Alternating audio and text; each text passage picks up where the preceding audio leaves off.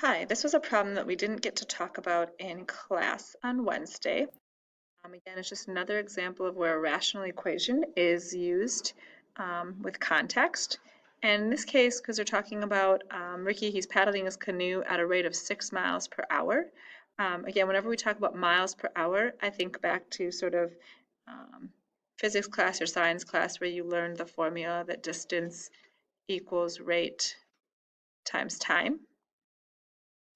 And so we're going to use sort of that piece or a combination of that piece to kind of fill this out. So you have Ricky, again, he can row his canoe 6 miles per hour in still water. And then last weekend he canoed the Carver Creek. He went downstream and back upstream. So we have down and upstream. And so there's actually going to be two equations that we're going to be able to write.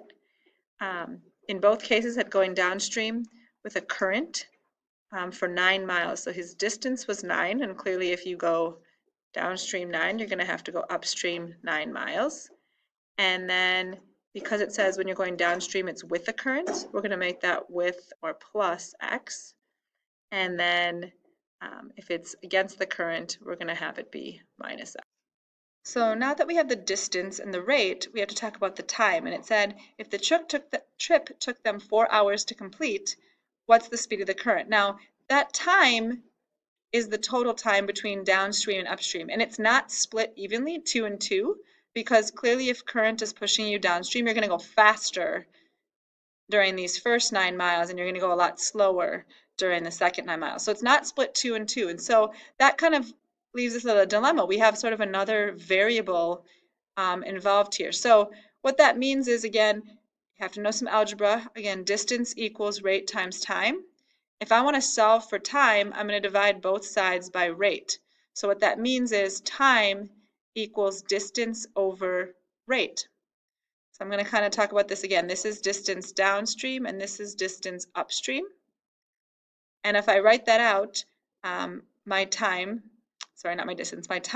downstream would be the distance divided by the rate.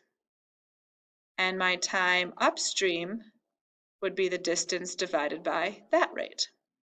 Those two times together, downstream and upstream, have to add up to 4 hours. So you'd have 9 plus 6x over 9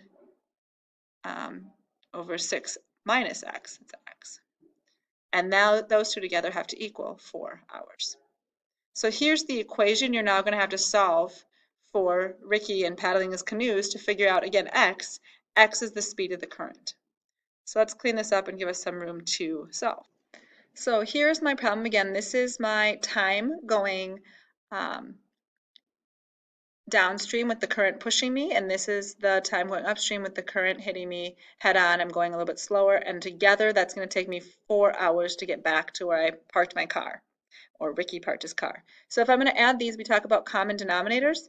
That means that this first equation has to be multiplied by 6 minus x on both the top and the bottom, and the second equation has to be multiplied by 6 plus x on both the top and the bottom.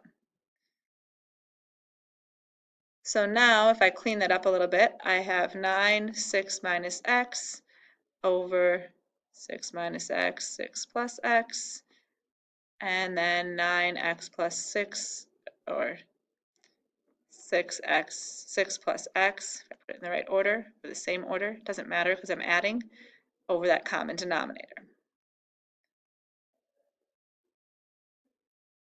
And it equals 4, again, 4 over 1. Now that these have a common denominator, I can combine them. I'm going to choose to distribute, so 9 times 6 is 54 minus 9x. 9 times 6 here is also 54, and this is plus 9x, and that was all over the same common denominator. And it still equals 4 over 1. This is awesome. My x's on tops cancel, so I just have 54 plus 54, which is 108, over my common denominator. I'm going to distribute my common denominator. 36, that's a 6x, and that's a minus 6x. So those are going to cancel, and it's just going to be over this. Now I can cross multiply. So 108 times 1 is 108, and I have 4 times 36 minus x squared. So from here, I'm just going to either distribute or divide. I think most people prefer to distribute. So you'd multiply your 4 times your 36. When you multiply 4 times 36, you have 108 equals 144 minus x squared. Subtract 144 from both sides. So you get negative 36 equals negative x squared. Divide by a negative, so 36 equals x squared. X equals plus or minus 6, but current can't be negative. So my current, draw my arrow up here, my current has to be 6 miles per hour. And again, if you check that back in here, we want to make sure that we have that. Sorry, I messed up. You needed to distribute the 4 to both of them. So that was here. This should be a positive 9 equals x squared.